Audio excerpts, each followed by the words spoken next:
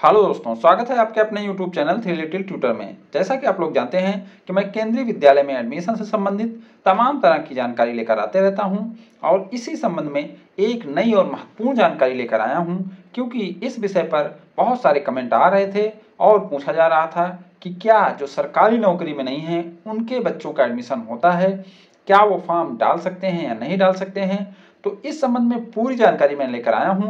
आपसे एक रिक्वेस्ट रहेगा कि आप वीडियो को आखिरी तक देखिएगा और हमारे चैनल को सब्सक्राइब करिएगा, क्योंकि हम अपने सब्सक्राइबर के सभी कमेंट का जवाब देते हैं। तो आप अगर हमें सब्सक्राइब करके रखेंगे तो आपके सारे कमेंट का जवाब मिलता रहेगा। तो चलिए वीडियो स्टार्ट करते हैं और देखते हैं कैटेगरी 5 का एडमिशन कैसे होता है और कैटेगरी वाइज बच्चों की संख्या कितनी है। हम यहाँ आपको एक डाटा दिखाएंगे जो केंद्रीय विद्यालय संगठन का ऑफिशियल डाटा है। उसके तहत आपको कैटेगरी वाइज संख्या बताऊंगा कि कितने बच्चों का एडमिशन हुआ है और कितने बच्चे अभी केंद्रीय विद्यालय में पढ़ रहे हैं। कैटेगरी वाइज, रीजन वाइज पूरा डाटा मैं बताने वाला हूँ। चलिए वीडियो को स्टार्ट करते हैं और सबसे पहले देख लेते हैं कि कैसे होता है केवी में एडमिशन और आपके प्रश्न क्या हैं, कितने टाइप के प्रश्न आप पूछ रहे हैं इस संबंध में। तो जो सबसे पहला प्रश्न है आपके मन में वह है केवी में कैटेगरी 5 के बच्चों का एडमिशन होता है। दूसरा है बिना सरकारी नौकरी वाले फॉर्म भर सकते हैं। तीसरा है सरकारी नौकरी में नहीं है, एडमिशन होगा। चौथा है मेरा खुद का बिजनेस है, एडमिशन होगा। और पांचवा है किस कैटेगरी को कितना सीट मिलता है। तो इस टाइप का जो क्वेश्चन है वो सभी एक ही चीज पूछ रहे हैं, भले घुमा फिरा के पूछ रहे हैं और मैं इनका एक ही जवाब देना चाहता हूं कि हाँ, आप अगर सरकारी नौकरी में नहीं है, आपका कोई अपना प्राइवेट बिजनेस है, कोई दूसरा बिजनेस है, कोई दूसरा काम करते हैं, तब भी आप फॉर्म भर सकते हैं, अप्लाई भी कर सकते हैं, एडमिशन भी हो सकता है। केंद्रीय विद्यालय ऐसा नहीं बोलता कि केवल सरकारी कर्मचारी वाले फॉर्म भर सकते हैं। हाँ या जरूर है, सरकारी कर्मचारी के बच्चों को प्रायोरिटी मिलती है। तो चलिए वीडियो में आगे बढ़ते हैं और देखते हैं कैटेगरी 5 का केवी में एडमिशन कैसे होता है।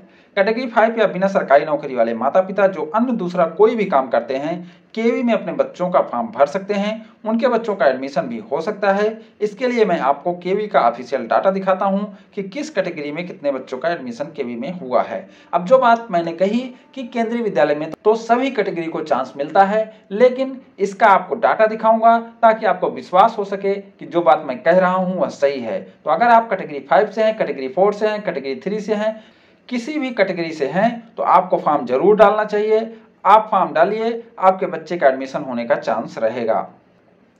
तो केवीएस में इनरोल बच्चे एजान 30/9/2023 या 30 सितंबर 2023 का डाटा है, जिसे केंद्रीय विद्यालय संगठन ने अपनी ऑफिशियल वेबसाइट पर अपडेट किया है। इसको मैं पीपीटी में इसलिए लाया हूं कि उसमें बहुत छोटा डाटा था, उसमें बताने से आपको समझ में नहीं आता, इसलिए मैं यहाँ एक टेबल के रूप में आपको जानकारी दे रहा हूँ। तो सबसे पहले हम देखेंगे कैटेगरी 1 में। कैटेगरी 1 में बॉयज जो हैं वह 2,57,497 एनरोल्ड हैं। गर्ल जो हैं वह 2,34,190 और टोटल 4,91,687 बच्चे एनरोल्ड हैं कैटेगरी 1 में। तो आप देख सकते हैं कि यह इसी टाइप का सेम डाटा उसमें है कि बॉयज अलग, गर्ल अलग और टोटल अलग। तो उसी टाइप का मैं डाटा बना के आपको दिखा रहा हूँ। फिर आएगा कैटेगरी 2। कैटेगरी 2 में आते हैं 42,139 बॉयज और 39,227 गर्ल, यानी टोटल 81,366 बच्चे एनरोल्ड हैं।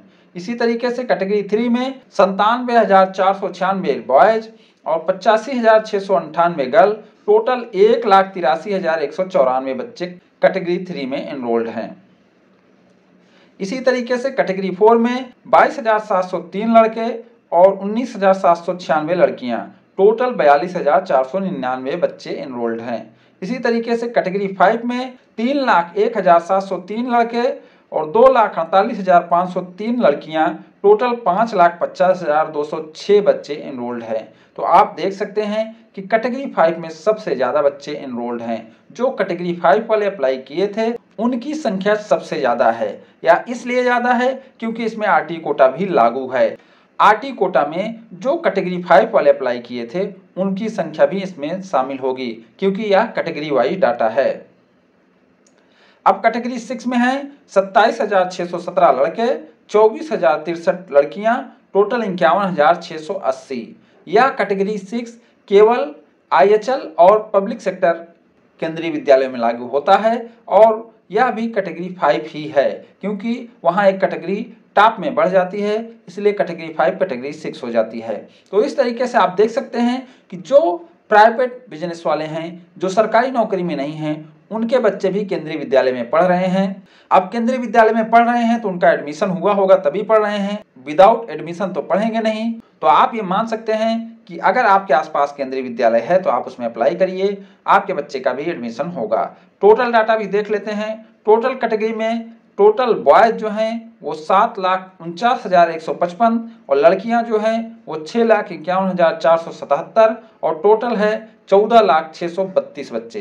तो इस समय केंद्रीय विद्यालय में 14,06,32 बच्चे पढ़ रहे हैं और जिसका कैटेगरी वाइज डाटा भी मैंने दे दिया है। आप खुद से भी कैटेगरी वाइज डाटा देख सकते हैं। ये डाटा केंद्रीय विद्यालय संगठन के ऑफिशियल वेबसाइट पर उपलब्ध है और वहाँ ये डाटा दो रूप में है, एक स्टेट वाइज है, उसे भी आप देख सकते हैं स्टेट वाइज भी, और एक रीजन वाइज है। लेकिन टोटल डाटा यही है दोनों में, क्योंकि मैं टोटल बताया हूँ। आप अपने रीजन का देखना चाहते हैं, अपने स्टेट का देखना चाहते हैं तो वो डाटा भी मैं आपको PDF रूप में दिखा देता हूँ, ताकि आपको कोई कन्फ्यूजन ना हो और आपको ये विश्वास भी हो जाए कि यह डाटा ऑथेंटिक है, ऑफिशियल है।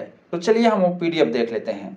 तो आप देख सकते हैं कि यह केंद्रीय विद्यालय संगठन से जारी ऑफिशियल लिस्ट है जो 30 सितंबर 2023 को जारी हुई थी और यह अपडेटेड लिस्ट है इस साल की। तो आप इसमें देख सकते हैं कि यह स्टेट वाइज लिस्ट है और इसमें जो टोटल है, जो संख्या मैंने आपको दिखाई थी, यहाँ नीचे की दिखाई थी, ये बॉयज हैं, फिर उसके बाद गर्ल्स है, फिर उसका टोटल है। तो ये तीनों मिलाकर कैटेगरी 1 का हो गया। फिर उसके बाद बॉयज, गर्ल और टोटल ये कैटेगरी 2 का हो गया।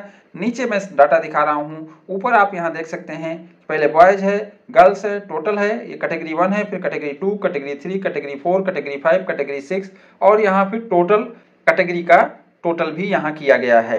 तो यहाँ नीचे आपको ये संख्याएं मिल जाएंगी। अगर आप अपने स्टेट का देखना चाहते हैं तो यहाँ से आपको देखना रहेगा कि किस कैटेगरी में कितना है, तो आपको अपने स्टेट का भी डाटा मिल जाएगा। ये सेम संख्या एक और फॉर्मेट में मिलती है जिसमें रीजन वाइज आपको बताया जाता है कि आपके रीजन में कैटेगरी वाइज कितने बच्चे एडमिट हैं, यानी कितने बच्चे पढ़ रहे हैं। तो उसको भी मैं आपको दिखा देता हूँ।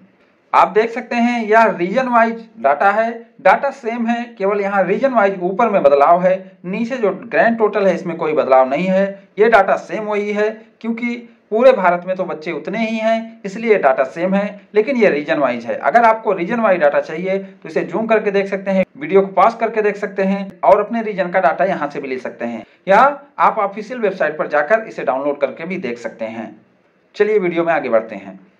तो आपने देखा कि केंद्रीय विद्यालय संगठन रीजन वाइज और स्टेट वाइज दोनों जानकारी यहाँ दिया हुआ था और आप उसमें एनरोल बच्चे देख सकते थे। सेम डाटा को मैंने यहाँ प्रिंट करके बड़ा करके दिखाया है ताकि आपको देखने में सुविधा हो।